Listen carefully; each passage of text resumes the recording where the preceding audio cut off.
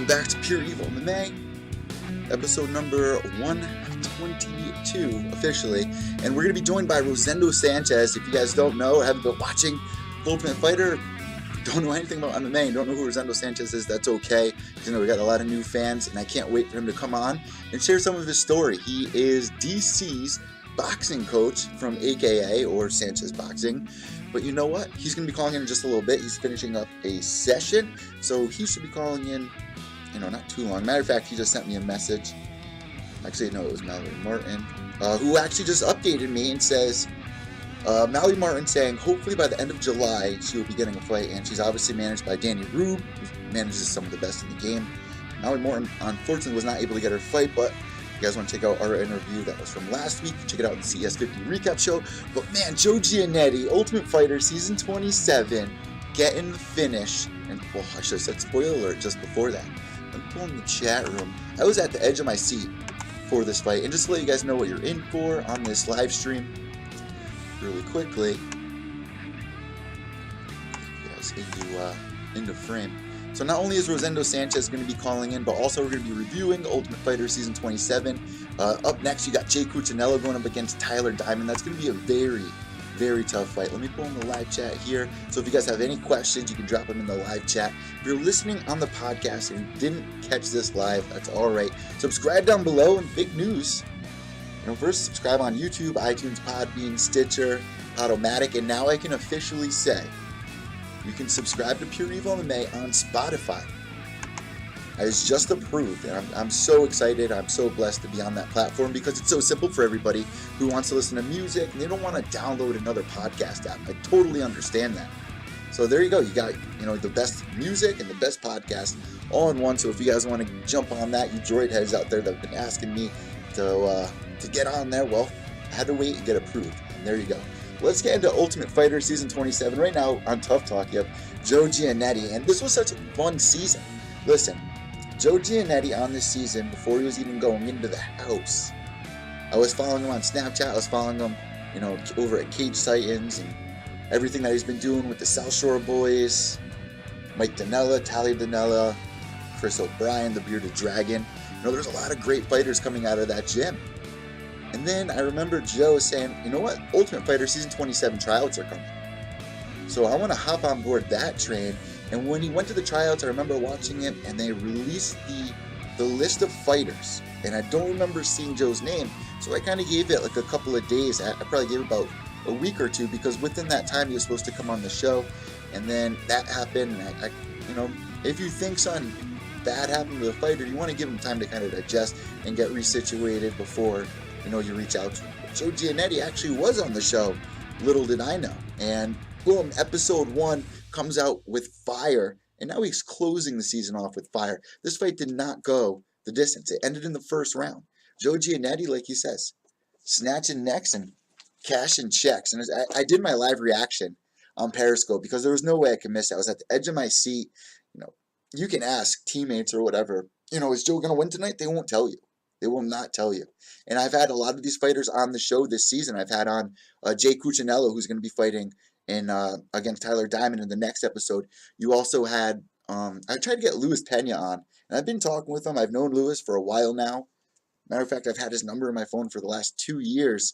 And to see him tonight, having that moment where he's playing Xbox 360, you got to remember, he was out this season.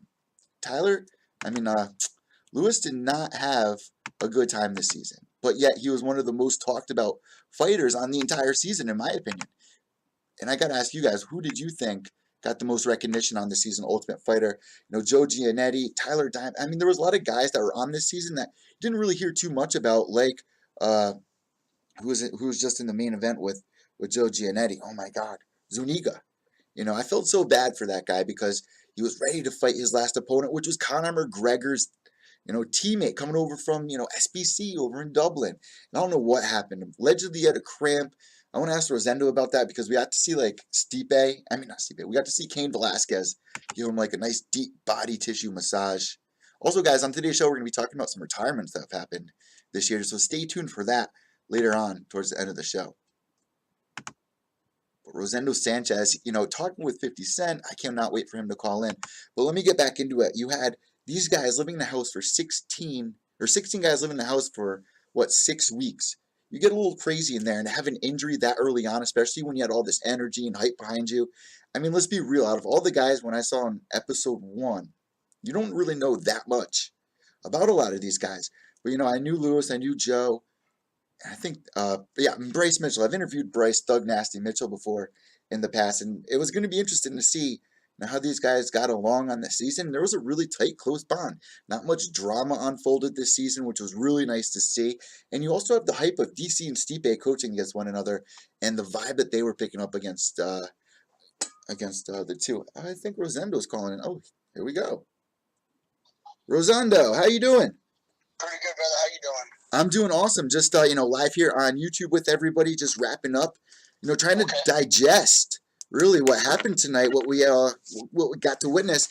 First, let me just introduce you to our audience here. Obviously, we got Rosendo Sanchez on the phone. He helps over at AKA with DC, Cain Velasquez, part of Sanchez Boxing. I mean, this guy has been in the scene for so long. I've been along with DC, watching him rise, and a lot of other fighters. And we got to see you on the season Ultimate Fighter, man. And I've had a lot of these guys on, like Jay. I've had Joe on, all these guys, and they had nothing but nice things to say about you. Did you, make a lot of new friends this season?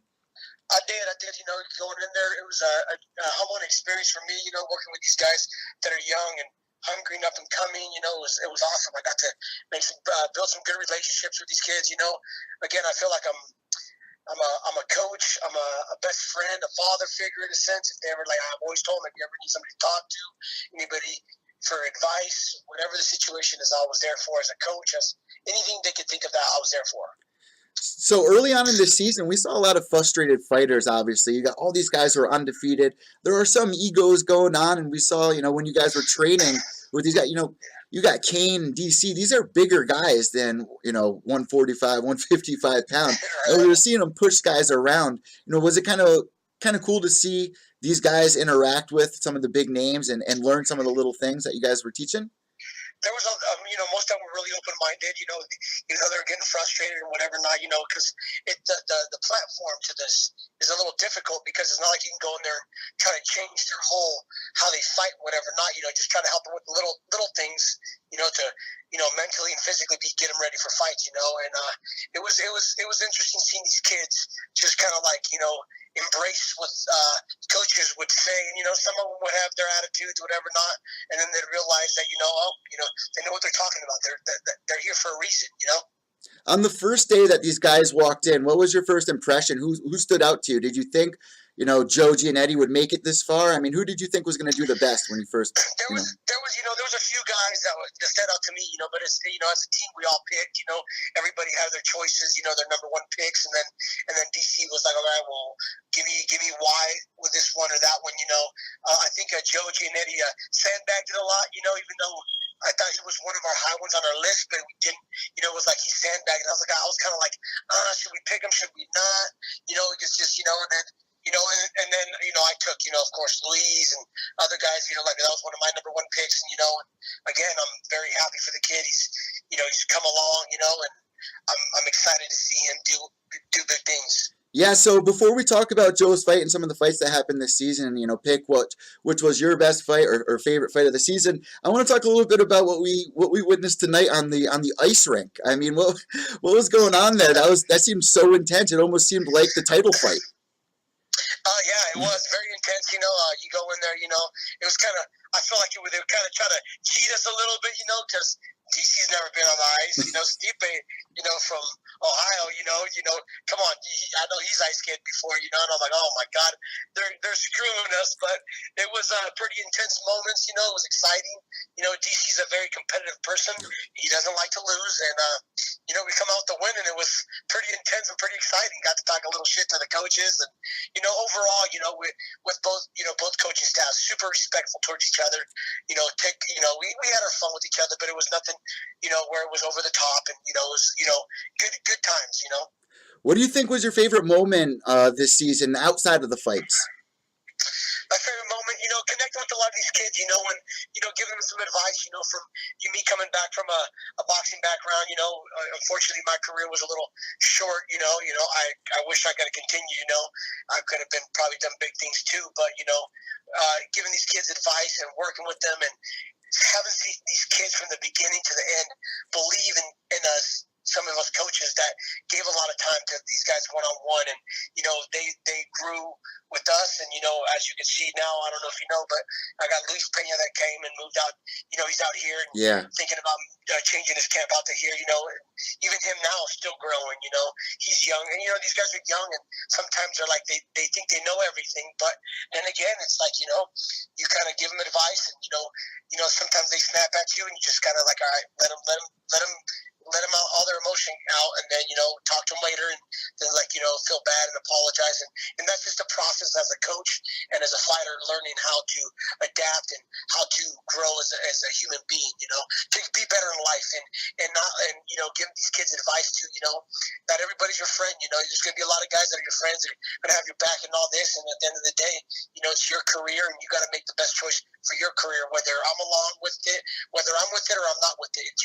This is your career, not mine or anybody else's. Yeah, I've heard people say, not all of your enemies are really your enemies, and not all your friends are really your friends. You know what I mean? Yes. Something along that line.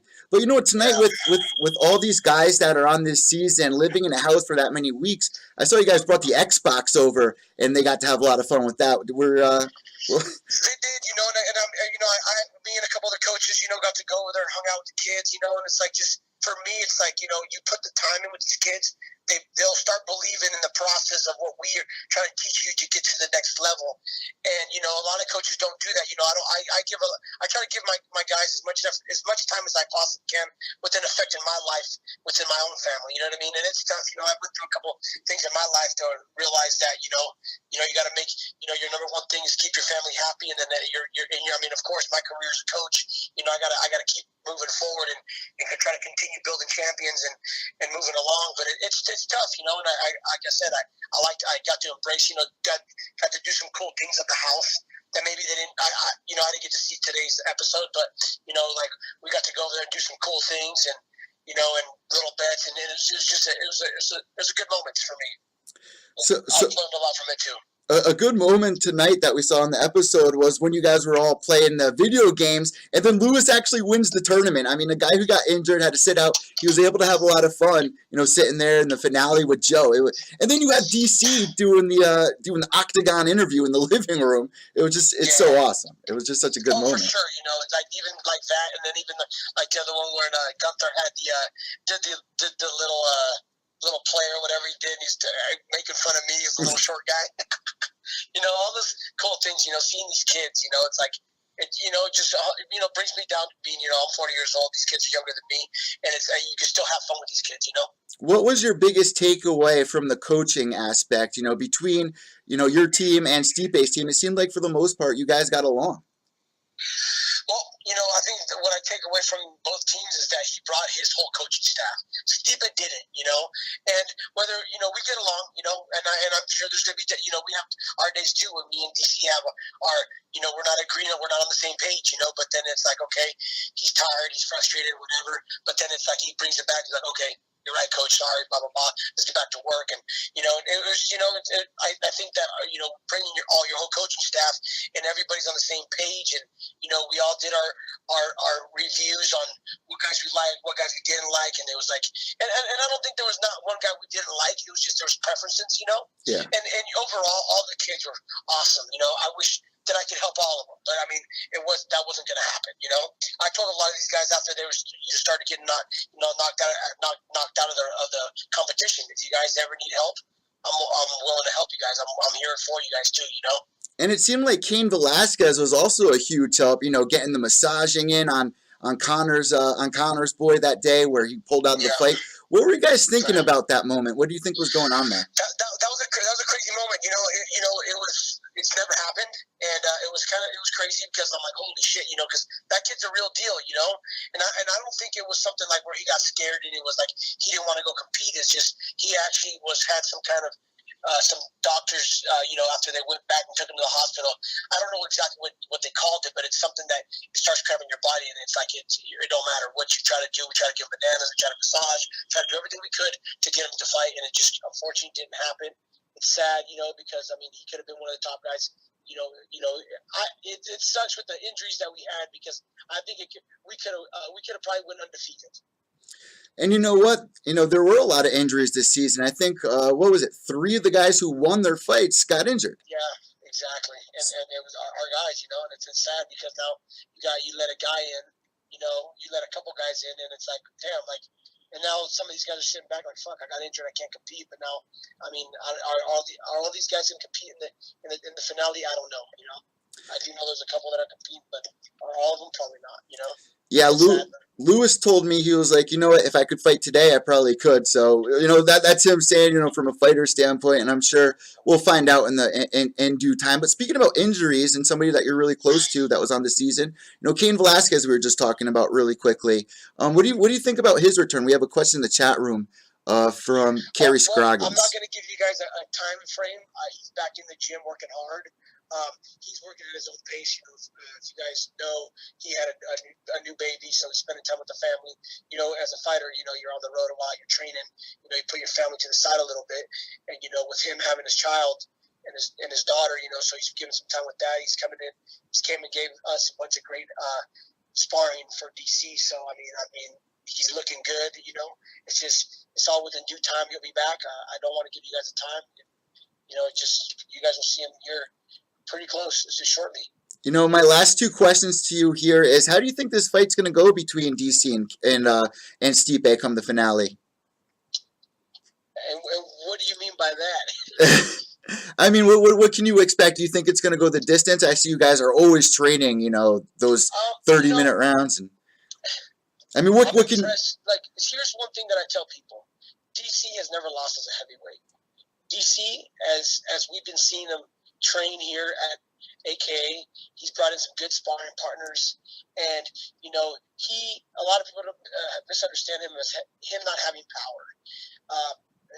I've seen a lot of good things in this camp, and I'm not saying it because he's my fighter, but I'm blown away with everything that's happening right now. I feel like all the stars are aligning, and I feel like it's going to be an exciting fight.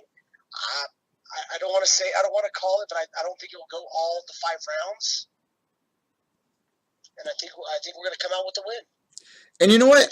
I totally 100% agree with you. Within the last 2 years, I really feel like DC's really come into his own, being able to be more vocal and feel more like himself in front of the cameras. And being on this season was amazing, especially since it's the end of the Ultimate Fighter. This is my last question for you. Was it kind of a cool moment being on one of the last seasons helping coach? It was a surreal moment. It was a humbling experience for me. Getting my name out there too a little. DC will probably go down after this fight as one of the all-time greatest of all times, and my name will be tagged along next to it. And it's I've learned a lot within working with different camps at Randy Couture's. I started at NCFA NorCal Fight Alliance in Santa Rosa with Dave Terrell, which we and him had our falling out, but it is what it is. Moving on to Randy Couture's, working with one of my main guys was Tyson Griffin, and now I was down here on a win with training Tyson, and he goes, "Who are you?" I'm like, "Oh, that's my Tyson. That's my boxing coach." I've been with him for 6-7 years. Pretty much since the beginning of his career. And it's a lot of people can try to knock what I've done in my career, and I've seen the growth within me and DC and a lot of these guys that I've been helping, and I'm just so excited to be part of all this. Oh my goodness! Before I forget, there's no way I can't ask you this question. There's that picture of you and 50 Cent. What's going on there? He was at the fights for Bellator, and I heard a little story about him fighting. I said, hey, and I was talking to him. I said, hey, if you need a coach, let me know. I'll fly out. We can work something out and get you right for your fight.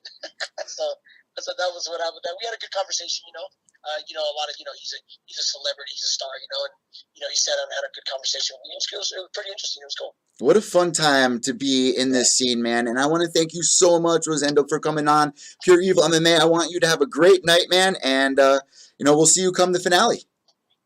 Thank you, and thank you for having me. I appreciate it. Everybody stay tuned for July 6th. We'll have some exciting fights. July 7th, we will have both straps, 205 and heavyweight, and I'm so excited. Thank you, guys. Thank you. Have a great night. All right, buddy. Bye-bye. So there you guys go. DC's boxing coach, Cain Velasquez, boxing coach. I know you guys wanted to know like a little timeline. Let me turn the light on. I know you guys wanted some of it, a little bit of a timeline, but he couldn't really release too much information. I totally understand that. And with this big fight, I'm sure that's the only thing on his mind. But he knows. He knows what's going on. He knows if Lewis is going to be fighting the finale, which I personally believe we are going to see Lewis in the finale. I mean, how can't you? If you're going to look back in 3 years from now, and you're like, oh, TUF 27, who do I remember from that season? You know, let me ask you guys, who were the top 3 guys you thought on season 27 of The Ultimate Fighter? Right off the top, I think Joe Giannetti, and I don't want to be biased. Joe Giannetti, Luis Pena, maybe Bryce Mitchell. There's Delaney. There's Delaney as well, which was a lot of fun. I'm sure a lot of people remember Delaney, but you know, the Violent Bob Ross. Out of all the names out there, you think a lot of these good names are taken. And here's Lewis with the Violent Bob Ross. And this name must have come up within the last year or two that he recently had it, because I think he had a different fight name when I spoke to him originally. I think it was probably about 2 years ago. So I don't know if Lewis is going to be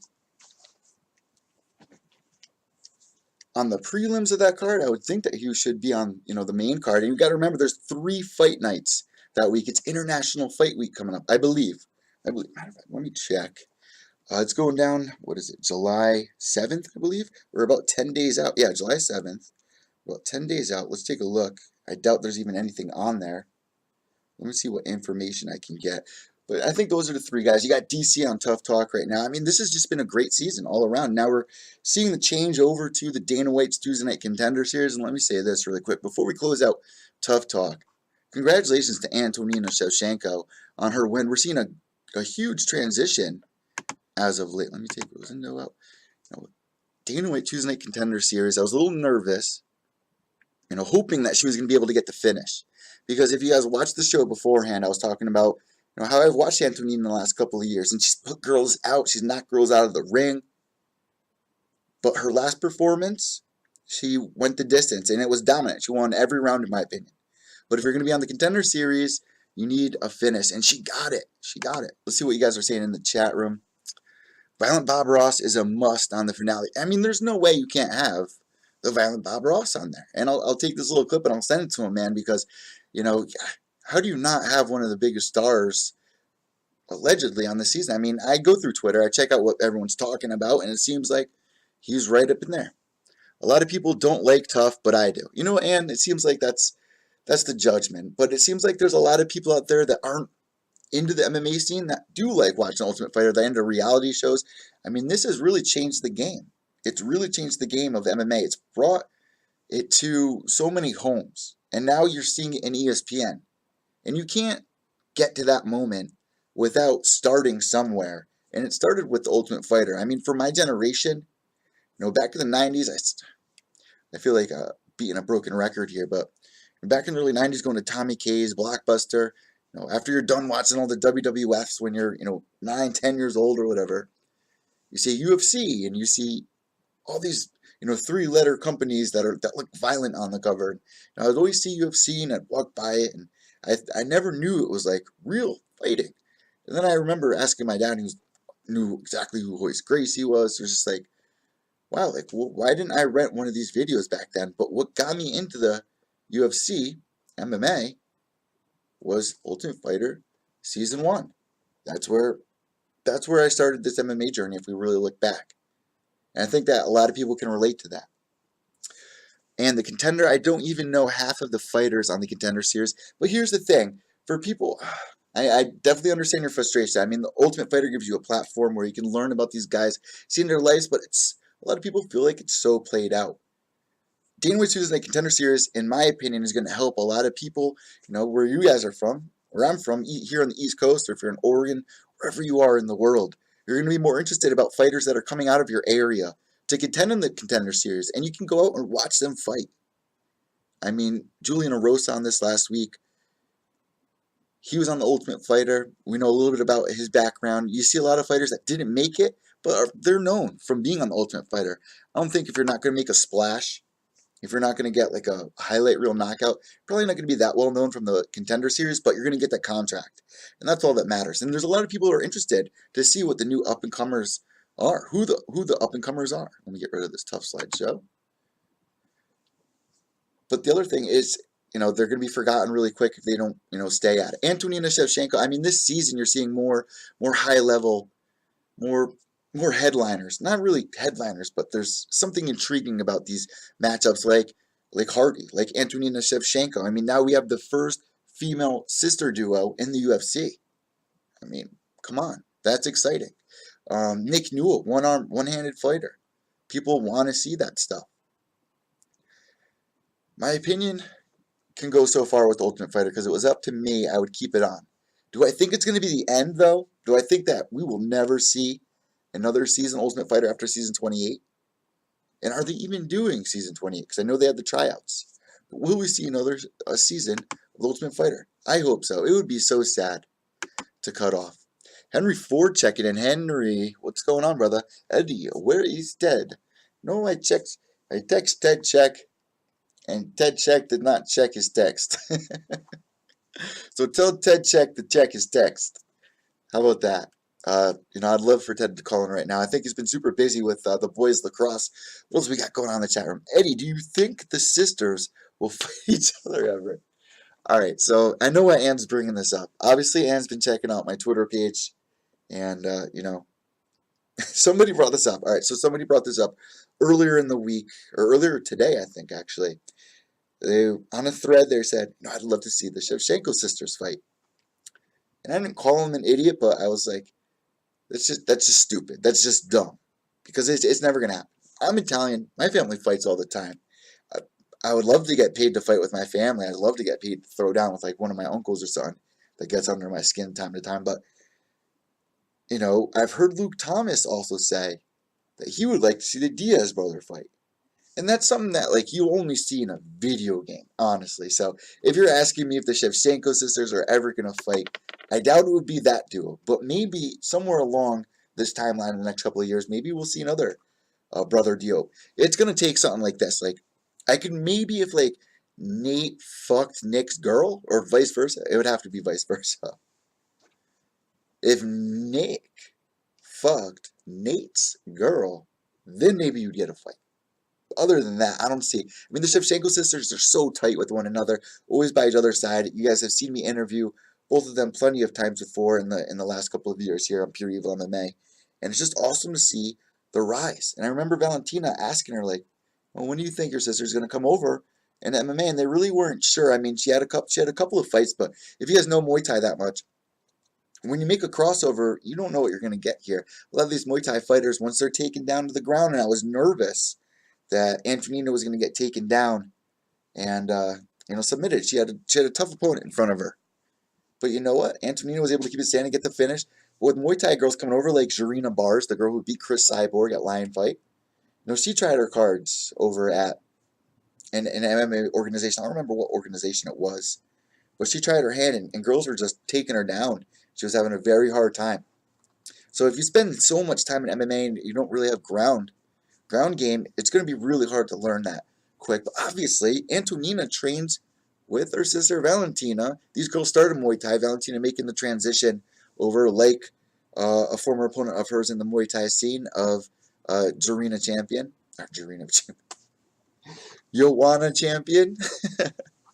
So Joanna Jędrzejczyk fought Muay Thai as well. She made a great transition over, but you don't see her ground game that much. But she has enough knowledge to know how to get out of positions and stuff like that. And Antonina holds that skill as well. She's training with the best in the world. Rose Namajunas trains with the Shevchenko sisters all the time. You have Coach Pavel in their corner. And if you guys know anything about that guy, he's a straight stud. I mean, the guy's been shot and survived. Like 3 years ago, he got shot. Valentina and the Shevchenko sisters were in a shootout ordering food somewhere a few years ago, and the coach literally saved their lives. He got shot. Just absolutely crazy, the story of the Shevchenko sisters. The father, if you guys don't know, you can do your own research, but the father was always into hunting, but the mom always consistent on, competitions and stuff like that, which is awesome to see them literally, I'm going to say it again, blossom in their careers, because I get nervous about a lot of these fighters. And I was mentioning it on episode 120 and a half. A lot of these fighters, they can't retire. Cowboy Cerrone couldn't retire and be comfortable. Showtime Bettis couldn't retire and be comfortable. It's very sad. Very sad to see in this sport. Let's see what else is going on in the chat room. Family does come first. I 100% agree. And we even tried asking Rosendo a second ago about Cain.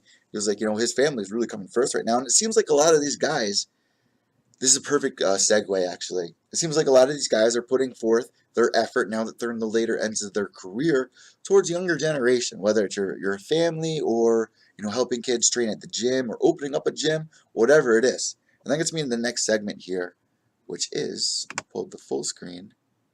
Let me say goodbye to Antonina. Goodbye, Antonina. Let's talk a little bit about Johnny Hendricks retiring today. Bisping retiring this year. And also, Rashad Evans retiring this year. That's 3 former champions retiring within a year. In 2018, we've seen a lot of retirements. Brad Pickett is making returns. So, there's a little something inside of you that's like, do we take retirement serious? And me and James McSweeney spoke all about this. And I did the Rashad Evans top 5 favorite moments. And I'm going to do that justice for Johnny Hendricks as well, just like we did for Michael Bisping.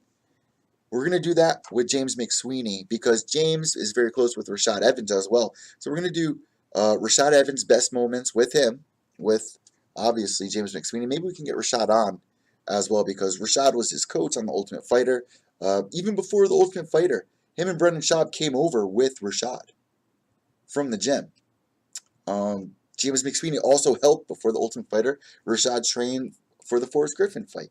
There were so many amazing moments throughout Rashad's career that James had been, right there for. So we're going to have him on. Also possibly Overeem in the next couple of weeks. So if you guys aren't subscribed already to me and James' podcast, you better jump on it. I'll put the link down below here for you guys to jump over. It's not here on this YouTube channel. It's on the other one. But, let me talk about Johnny Hendricks really quick. The turning point in Hendricks' career. I mean, this guy you can watch. Henry Ford, man. I know I'm jumping around for you guys listening to podcasts because you can't see the chat room. But in the chat room, let me read this really quick. Ann saying, yep, they're way too close to fight each other. But money does talk, so who knows? Or, if someone fucks the girl, there's money there. Rosendo Sanchez is coming on, asked Henry Ford. Henry, you just missed Rosendo. You just missed him. And checking in, all retired. Michael Bisping, only one that fought clean his whole career. I will miss him the most. You know what? I'm not going to argue against that, and I don't know the real answer for that, but Johnny Hendricks has definitely had some struggle making weight since USADA came over. I don't want to bash him on the day that he retires. He's had so many amazing moments, especially early on in his career. This is a guy who came over as a wrestler and found a lot of power in his hand. I remember when Johnny Hendricks going there early on in his career in the UFC, and he would just land these crazy combinations, uppercuts on guys, just drop dudes. He's had so many highlights in his career, but the turning point for me really was the Wonder Boy fight. We can go back 3 years ago. I forgot the exact date, but 2015, 2016, we saw I think it was the end of 2015, thinking about it. But Big Rig going up against Wonder Boy. And I remember it was one of the first articles that I wrote that got a lot of attention. Before it was even writing for a website, I was writing for my own thing up on the old Twitter. But I remember this fight was just such a turning point for so many people to be like, wow, this new era is coming on. Look at this guy Wonder Boy, and the way that he broke down Johnny Hendricks. We never saw anybody beat Johnny Hendricks the way that Wonder Boy did. No one has done that. And ever since then, I mean, he's gone on a couple of fights and, hot and cold. The GSP fight, once he lost that fight, and it's a fight I think that he should have won. That GSP fight, I scored easily for Johnny Hendricks. The judges gave it to GSP. GSP ended up going on to retiring that night. That was such an upsetting moment in Johnny Hendricks' career.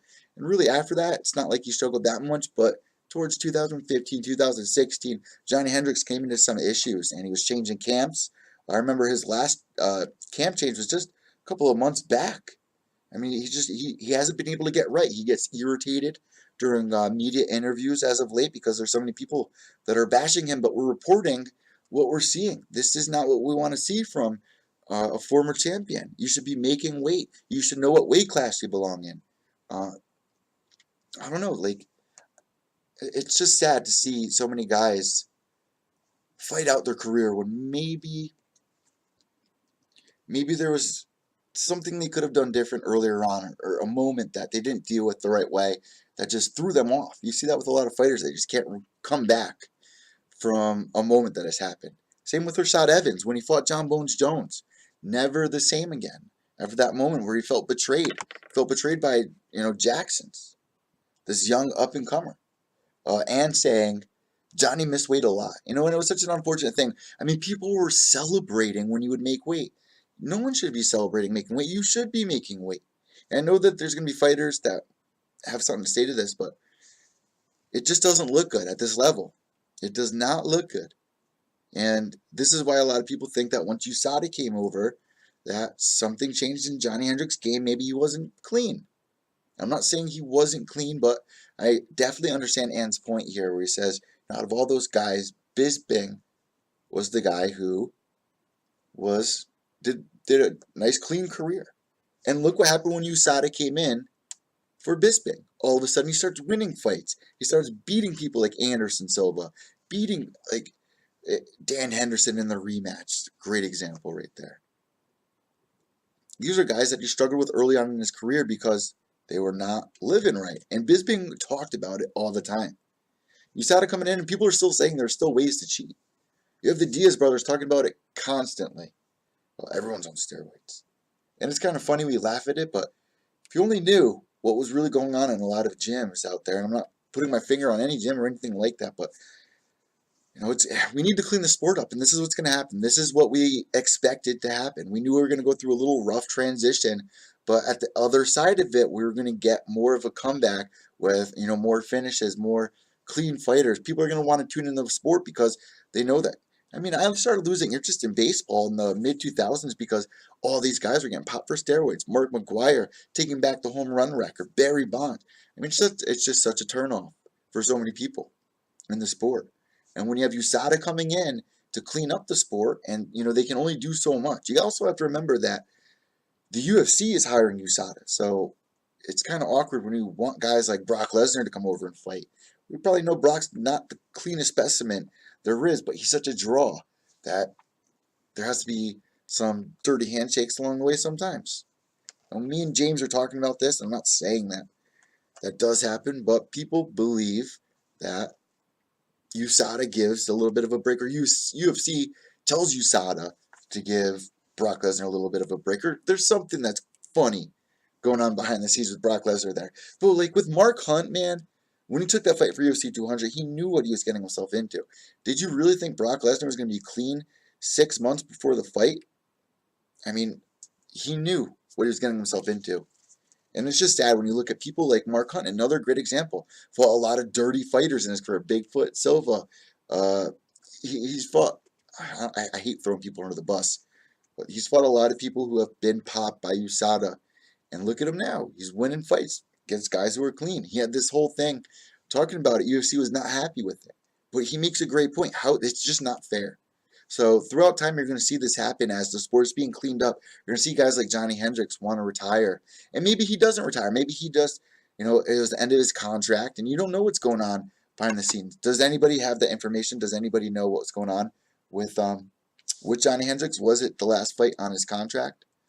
Let me know here on Twitter at evil_echo. That's EVIL_ECCO. Also at Pure Evil MMA. If you want to rank in, you're not watching this live. It's just, we're seeing this in the last 3 years.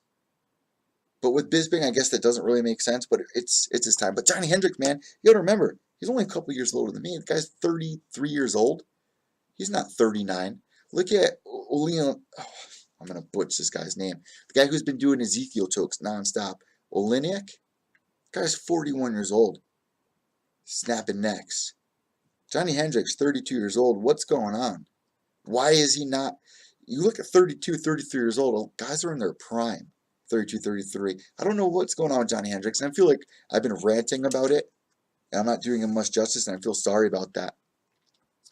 Let me see what's going on in the live chat. Henry Ford raking in. Nah, Dan Henderson was always a beast, 100%. Dan Henderson is a full-blown Native American. Henry Ford. They call Dan Henderson Woodman because he's built like hardwood. Evil Ed, you think Tyler Diamond will beat Joe Giannetti? That's a great question. That's going to be a very tough fight. But what I saw tonight with Joe Giannetti, man, I think that was one of the best fights this season. The combinations that he was landing on Zuniga was just absolutely amazing. And yes, he did get caught. Maybe he got a little overconfident at times, but he was seeing all these openings, all these connections, and he was making them. I mean, he landed about 16 head kicks, if I count correct. He was just lighting Zuniga up tonight. And once he took him to the ground, I was like, oh no, this is a mistake. I mean, before that fight even happened, you had Stipe telling Zuniga, he was like, listen, Joe likes to keep his chin out. And he was telling the cameras, he was like, I think Zuniga is a very crisp boxer. And I honestly thought, because, you know, if we look at Joe Giannetti's last fight, you guys can go watch it on YouTube somewhere for Cage Titan. His opponent fell out in one of his last fights, and he had to take a short notice fighter. He went in there and he got, you know, a pretty tough fight coming at him in that first round. The second round, he was able to get the choke and sink it and get the W. So you're seeing him develop with his striking skills more that they weren't able to see in some of Joe's last, you know, if they were looking him up on YouTube. You got to remember, at this age, guys are growing week to week, month to month. Like, you can't expect the guy that you're seeing from even 3 months ago to be the same guy right now, or 3 months from now, or 10 days from now. You never know what you're going to get. You don't know what they're learning or who they're learning from. Look at TJ Dillashaw once he moved over to Dwayne Ludwig, how well that works for him. And Rosendo was just saying, like, Luis Pena, he came out to AKA. He's been training with us. And I've been following along with, you know, the Instagram stories and all that. I like keeping up to date with that. And they're in there, they're blasting MGK, which is kind of funny because MGK, Ohio native. But it's just cool to see a lot of these guys come to their own. Even with DC, I was talking about, just it seems like a lot more people are fans of DC now than they were in 2014, 2015. And there was no reason for people not to like DC back then, except for he was beating all the big names coming up. So we guys got going on in the chat room. Henry Ford, I like Joe Giannetti's jokes, man. Yeah, he snapping necks and cashing checks, man. And what he was saying about, this is something I didn't talk about early on in the show and I wanted to discuss. Him talking about being homeless and unfortunately stealing jewelry from his father and how he wants to repay him. And if you guys remember the very first episode of this season of Ultimate Fighter, when Joe went in there and got the win, let me pull it up. Get rid of you. Where are we at? Well, I can't find it. But anyway, you remember him saying, Dana, I need that 50 G's. I need that fight check bonus. And Dana was like, you know what, kid? You got it. And that was such a great moment. Now he's getting another bonus for another first round finish. He's going to buy his dad a new check. Now I heard guys ragging on that, saying, man, why don't you invest in stocks or something for your dad, not some jewelry. Man, you don't know how we roll on the East Coast. I would love to buy my dad some nice jewelry. I'd love to buy my parents jewelry. Come on. No, you do what you want with your money. Let them do what they want with their money, and I'll do what I want with mine. How about that? How about that? Joe feels like he needs to pay his father back. If you heard the story that he shared with you guys, he's very close with his father. It's just it's so amazing to see that. You see so many guys, and this can even blend with the Dana White Tuesday Night Contender Series. They put it all on the line, and if it doesn't work out for them, they call it quits. And it's so frustrating to see, like Greg Rebello, whose face is right here, who just fought this week at... All right, let me get it for you guys. I'm sorry for people listening to the podcast.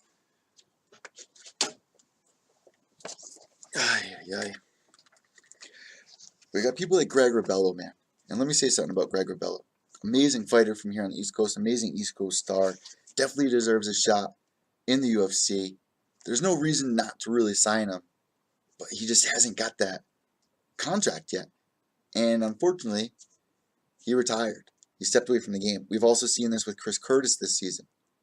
It's so sad to see guys lose and call it quits. It's heartbreaking. So to see Joe Giannetti tonight, I was at the edge of my seat screaming at the TV. It's just so exciting when you invest your time and energy into a season or a fighter or whatever.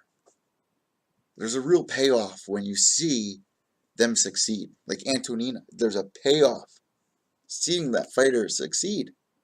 So I'm so happy for Joe Giannetti. I mean, perfect timing, great fight, best fights on the season. I don't know how the Tyler Diamond fight's gonna go on. I'm definitely nervous, and you have to be crazy to predict anything in the MMA scene. Honestly, you don't really know what's gonna happen. But to give my take, it's a tough fight. It's a very tough fight. I really don't like giving my take, which, how do I see this fight going? My honest take. I could see Tyler winning maybe the first round, second round maybe. And if Joe can hang in there. I mean, what I saw tonight from Joe Giannetti, how he's landing these combinations, how he just, it's like he played the video game the night before and just did that same exact thing. It looked like a video game. He wasn't holding back. And that's something I like to see. And that's something I would like to see on the bigger stage. Can you do that on the big stage? That's the thing. We have to wait and find out about that. Well, I could see Tyler Diamond winning, the first, second round. Going to the third round, though, if Joe can stand in there, hang in there with him, wear him down. I mean, Joe was landing so many head. I mean, I'm really impressed with what I saw tonight from Joe Giannetti. I really am. Hands down, very impressed. Tyler Diamond, another impressive fighter. One of the best fighters on this season. Everyone knows it. I don't know what to expect, but I can see it being a very, very fun fight. Very entertaining. Another edge of your seat fight. You just got a taste from tonight of what you can expect come the TUF finale in 10 days. We're 10 days out. 10 days out. I believe we're 10 days out. It's absolutely crazy. I love watching these fighters blossom. What else you guys got going on in the chat room before I move over to the next subject here?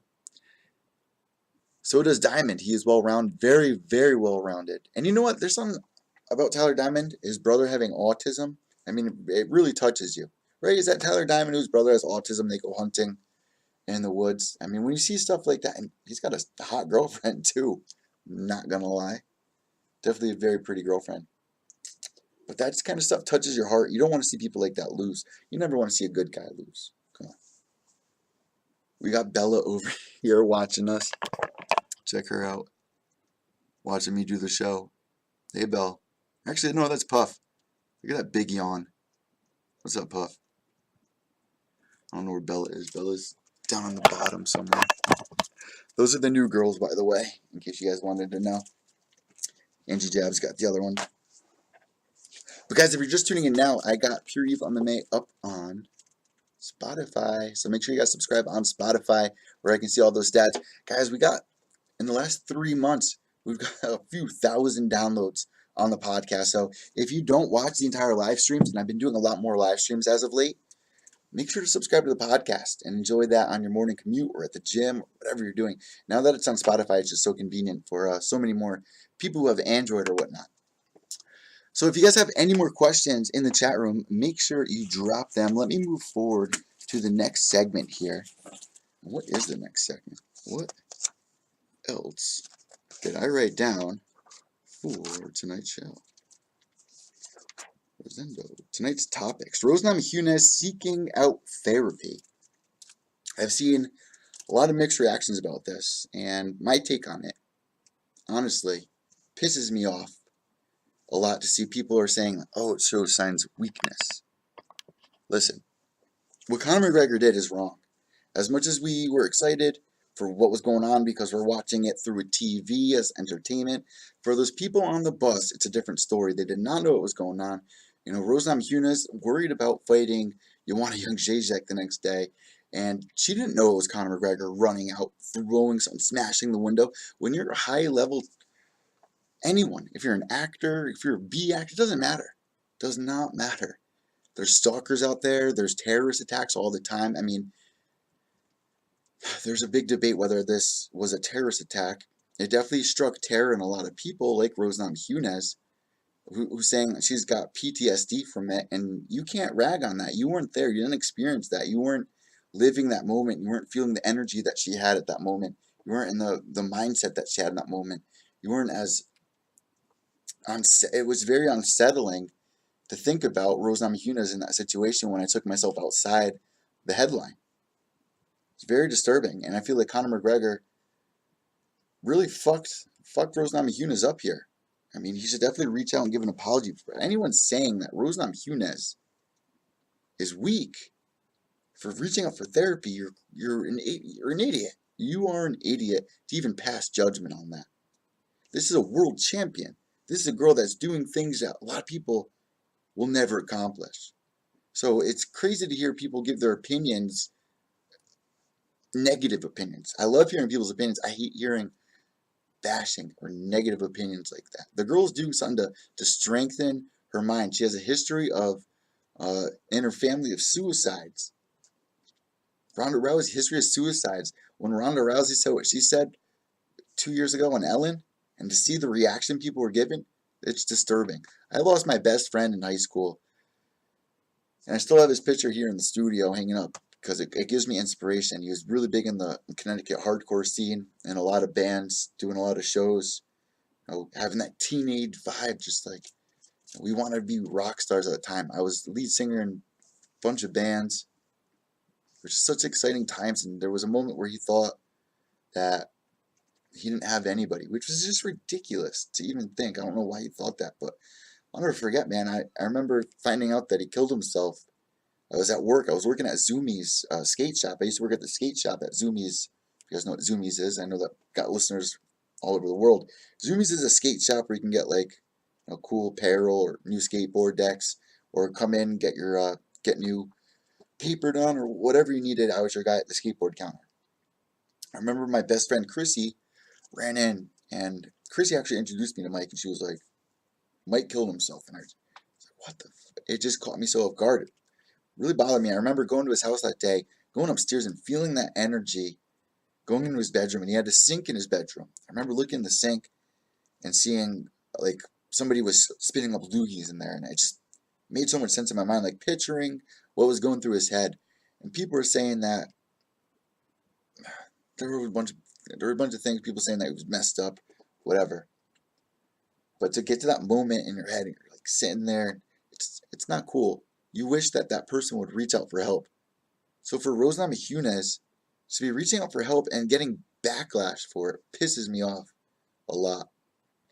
One of my football players on my high school football team, or my middle school football team, who taught me at fullback. I'm a big kid. I played middle linebacker and fullback in middle school and high school for Madison football team. And I remember him killing himself, not thinking that there's a future outside of high school. And it's crazy to think, I know it's crazy for a lot of people to think that here's a UFC champion, she has the world in her hands. Why is she depressed? Man, I don't have the answer for that. To each your own. But we all have issues. We all go back home to our towns, and if you've experienced traumatic things as a child growing up, it's hard to make sense of a lot of those things later on in her life. And Rose Namajunas, if you guys know anything about her story, I think I was just saying her mother committing suicide, the area that she grew up in. I mean, she did an amazing job explaining her story on Joe Rogan's podcast, if you guys want to go check that out, if you haven't yet. Long story short, it just pisses me off to see any negative reaction to Rose Namajunas, and I wish for the best for her, and hope that she's an inspiration to girls or boys, anyone, men out there that want to, that feel like they need to reach out. Even if you're not suicidal and you're dealing with a hard time, a lot of my listeners know that, I've dealt with my issues before in the past with family or girls or whatever, even girlfriends breaking up. It can be difficult times for people. You don't know why someone's reaching out for therapy, but not everybody has people to talk to, especially for Rose Namajunas. I'm sure there's a lot of fake people that are surrounding her. You gotta remember, people like that, they have a lot of yes men surrounding them. Don't forget about that. Let me see what you guys are saying in the chat room. Sorry about that little rant. But, even Logic, one of my favorite rappers, Joe Giannetti, telling me all about Logic. And I got more into Logic because Joe kind of put me onto him. But, everyone knows his song, the 1-800 song, the suicide song. It just means a lot. in this day and age, it's cool to see the LGBT community come out. My little brother about to get married. Anthony Gustafson, I don't know what you're saying. I let her fiddle with my anal grass. Alright, Anthony. Enzo Torres, have you ever eaten an asshole that was got shit all over your lip ring? Actually, that's actually a good question. I don't know. I never checked. There was this one time, if you want me to share an embarrassing story. In my high school days, this is so embarrassing, but I was fucking a girl, and I left the house. I looked down. My pants were a mess. I'll leave it at that. And throughout the time, she was saying, Eddie, stop. Eddie. I was like, nope, gotta finish. Should have listened to her. I never told her either. I never told her I went home and I was so disgusted. I never told her. She was like, what's wrong? Nothing. Nothing. You don't need to know. It would just, it's just so funny. It's just so funny. So yeah, to answer your question, Thug Rose, nah, Enzo, come on, get out of here. Stipe Miocic, what the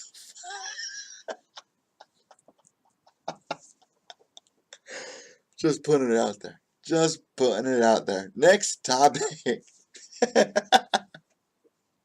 Alright, moving on, but Rose Namajunas though. Alright, so last episode we were talking about 2018, and I was kind of going back wondering what were some of the best moments from UFC in 2018 so far. Not many stood out.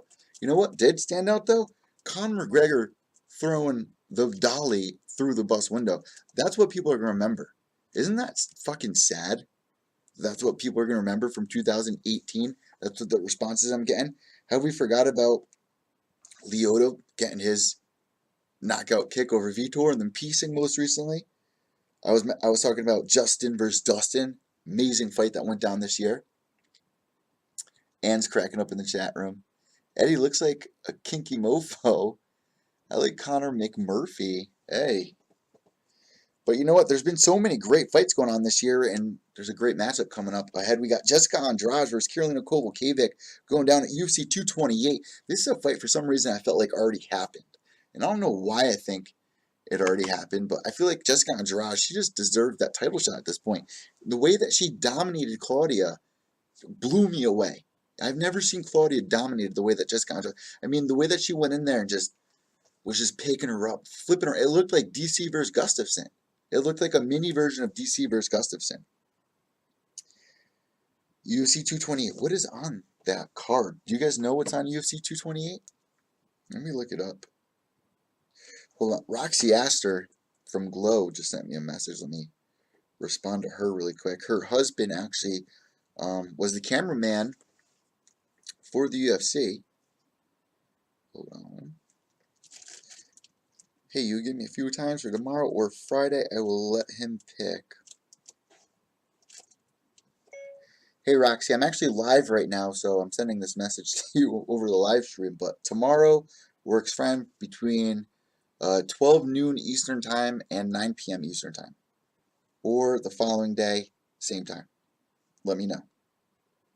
And guys, that's another thing I'm working on right now. If you guys have Netflix and you've been watching Glow, or if you're from the 80s and watched the gorgeous ladies of wrestling from back then, Matilda the Hun is going to be joining me soon. The face of Glow Wrestling should be joining me in the next couple of weeks, within the next couple of days, actually. So I'm very excited about that. We've had Roxy Astor on. We've had Sunny, the California girl, on. We've also had MTV on. I mean, I'm going through these bios, man, and they have an amazing biography done. Amazing documentary done on Netflix that you guys should really check out. I'm 29 years old. I have evil tattooed on my fucking fist. I was raised by hippies and motorcycle gangs. I fucking cried at the end of the documentary. Not once, fucking twice. I cried. That's how good this documentary was. It influenced me so much that I needed to reach out to the Glow Girls, and I was able to get an immediate response because of my background and the platform that I have here. So, you guys have also requested what Glow Girls you want to have on. Matilda was the answer, and we're getting her on. So I'm very excited about that. If you guys want to check out some of the interviews I've done with some of the other Glow Girls, it's right here on the YouTube channel down below. So make sure you guys subscribe there. But guys, what the fuck is going on with 50 Cent? I tried talking to Rosendo about this. 50 Cent trying to come over to box. You got Logan and Jake Paul doing these low-grade Conor McGregor versus Mayweather pressers. Have you guys seen this? Let me pull you into my computer. Let's take a trip. We are going to take a trip, and I'm going to show you the most ridiculous thing I saw last week. So if you guys don't know who Logang, if you guys don't know who Jake Paul, Logan brothers from Team 10. Oh, here we go. Let me bring you in to my world. Alright, so obviously I can't do it from here. Let me go to Google. This is so ridiculous. So these guys put on a fake presser. And I don't know if they're actually going to fight. I hope not, because no one wants to see that shit. Alright, hold on. Logan and Jake Paul from Team 10. Fight presser? Is that what I should look for? Let's see. See what comes up on the old Goog. We Googed it. Let's see. Videos. Jake Paul entrance at press conference. KSI versus Logan Paul. That's what it is. KSI. Alright, here, I'll just show you the guys this clip, because I don't want to get too in it. 30-second clip. Sorry for everyone listening to the podcast. I might have to edit this out. Maybe not. Alright, let's do this. Oh shit, let me unmute. Let's give a big shout out, and a big warm welcome for my man Jake. Let's go, champ. This is just awful. It's fucking Jake Paul. Here he comes. Those two.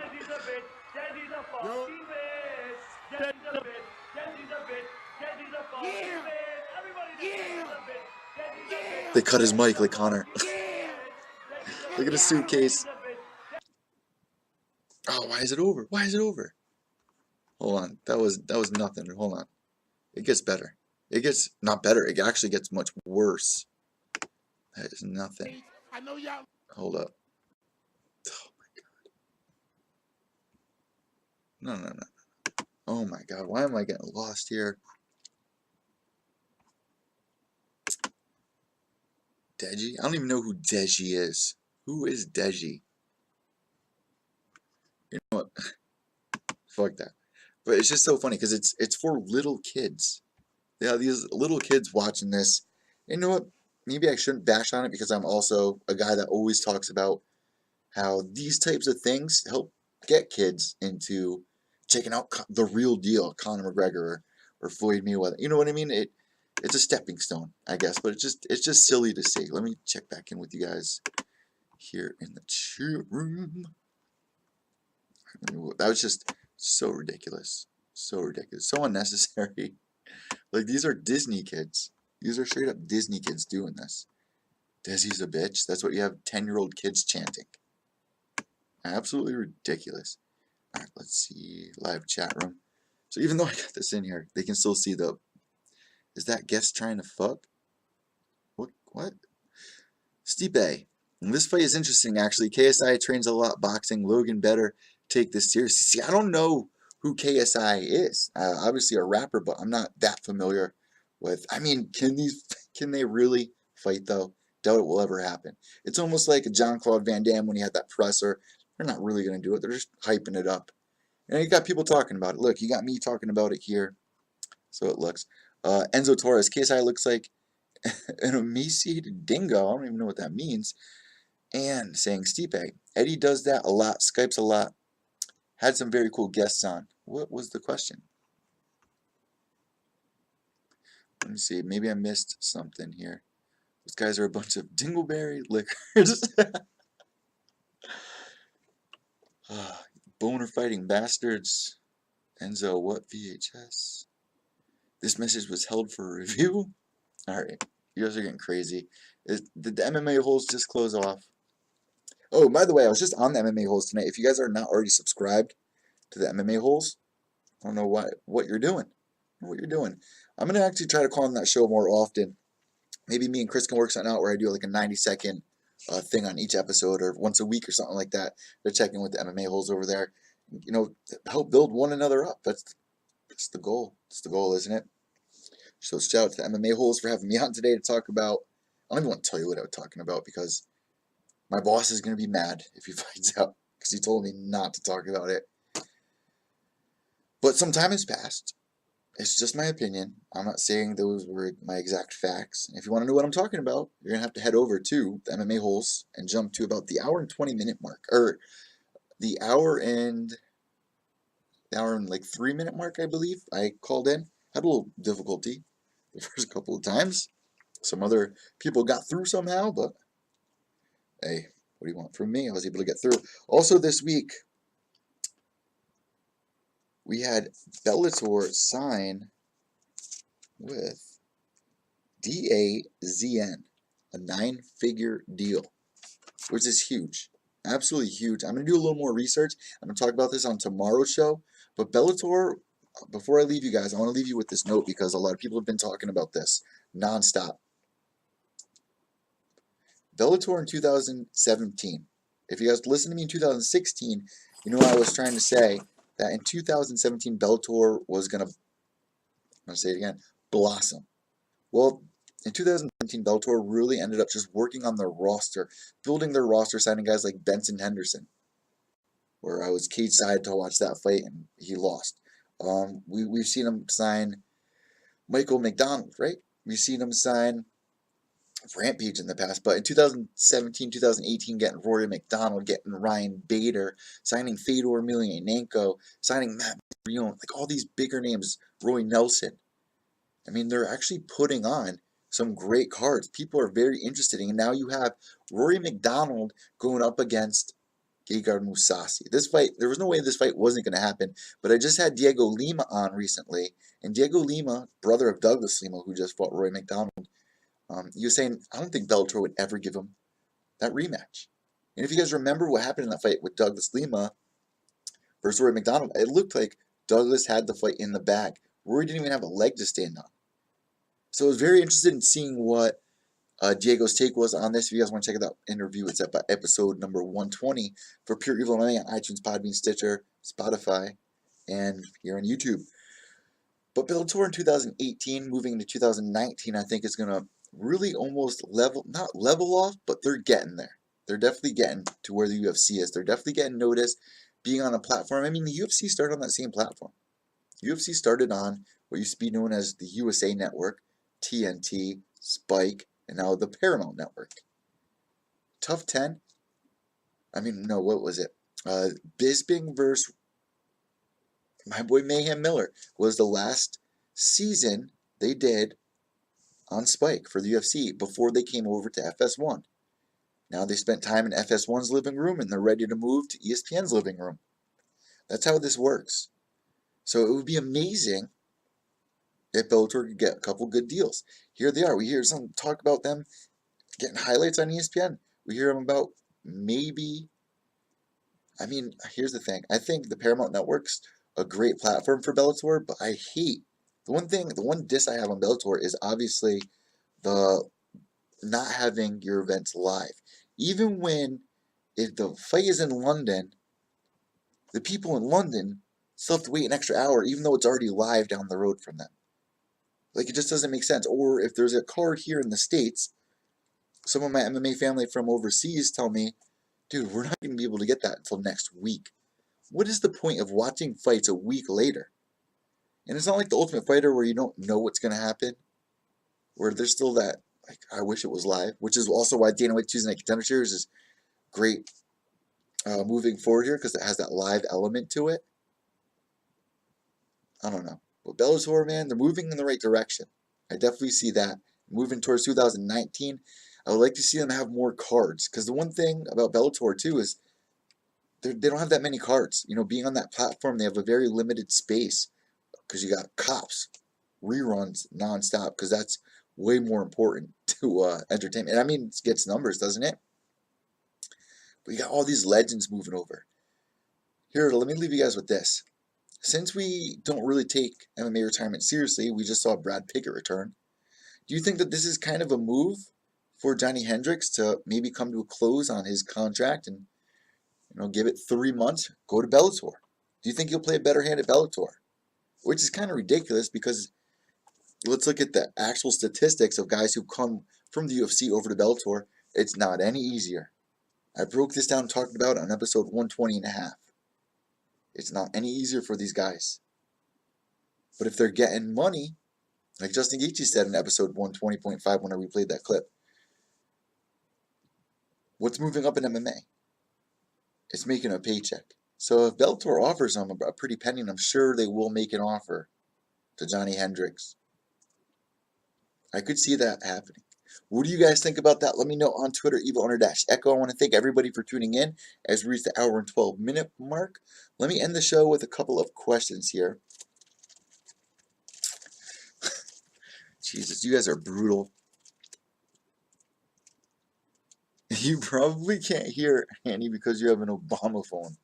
Actually, I know people that have state phones. My little sister somehow got a state phone. I have no idea how, but somehow she got her hand on a state phone, and it's not like a little dinky 1997 dial pad. It's a legit touchscreen phone that they're giving out. I live in the city, so you can't be ragging. What are you doing? You can't be ragging on the Obama phone. Come on, come on. Is this the same person that was saying this on the MMA host earlier? I bet it is. But guys, before we let you go, make sure you subscribe down below. Let me answer one question. Just one question in the chat room because you guys are getting brutal. Enzo, no, I got a Samsung S7 Edge, which is actually a badass phone, and CP Miochek saying great show, Ed. Thank you so much, man. I know that you guys want me to do more live streams, so I'm going to get back at it. I'm pushing forward here this year with some big changes for Pure Evil MMA. Me and James McSweeney got the show going together. If you guys don't know who James McSweeney from season 10 of The Ultimate Fighter, he's fought guys like Travis Brown, best friend with Alistair Overeem. We're going to be trying to get Alistair Overeem on in the next couple of weeks. Maybe Rashad Evans in the next couple of weeks as well. Like I told you guys earlier on, we'll have to play it by ear. Maybe, hopefully, somewhere down the road, I would love for James to go on Brendan Schaub's show and promote the show. That would be amazing. Or Rogan's show, because I've interviewed a lot of guys that have been on Rogan's show, but I'm not a fucking superstar. Maybe I'm known in the MMA media scene, but fuck, man, I'm not James McSweeney. So this is opening up a lot of doors. I'm very excited about the future. So make sure you guys subscribe to that channel as well. And we're looking for a name of the show. And we're going to be releasing the name of the show on episode 2 next Monday. So make sure you guys subscribe. You can check the podcast out on the Pure Evil MMA channel, but not the video. You can only see the James McSweeney vs. Evil Eddie podcast video. I know this is very confusing. The video cast on the James McSweeney vs. Evil Eddie YouTube channel. I will link that down below for everybody. I had a great night watching Ultimate Fighter. I'm so happy to see Joe G and Eddie go in there and get the win. I was at the edge of my seat. I even did a Periscope live reaction to it all. I mean, what a great night. Great night, great week. Dana White Tuesday Night Contender Series. You had Antonina Shevchenko going in there, doing her thing, showing the world that she belongs in the UFC, becoming the first duo sisters in the UFC. I mean, it's awesome. It's just so awesome. Now you got Joe Giannetti. It's been a great year. It's been an amazing year in MMA. I love being here. You guys know my take on this. I love trying to make sense of it all with everybody and share some of the headlines. Also, guys, if you would like to join the new and official Pure Evil MMA chat room, it's not open to everybody, but if you are tuning in all the time, if you are tweeting with me all the time, if you have MMA opinions and not just nonsense, I mean, some trolling's fun, I get, but I like learning about the sport. I like sharing opinions about the sport. I know a lot of people like to have fun and troll, but I can only take so much of that. So if there's anyone out there that would like to actually discuss an MMA opinion and they're on Twitter, let me know on Twitter at Evil_Echo. Follow me there, and maybe, just maybe, I will add you into the chat room. My name is The Knitter, and it's Ann. What? What is going on in this chat room? You guys are out of control. Also, with donations, I see you guys wanted to make donations. No, I do not have a super chat. I need to boost up the YouTube channel to get that super chat going. But there is Pure Evil MMA merch out there that you guys can get your hand on. That is me.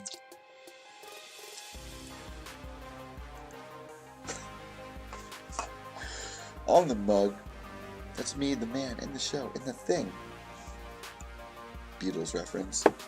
Alright guys, let me sign off here. It's been a great day. It's been a great night.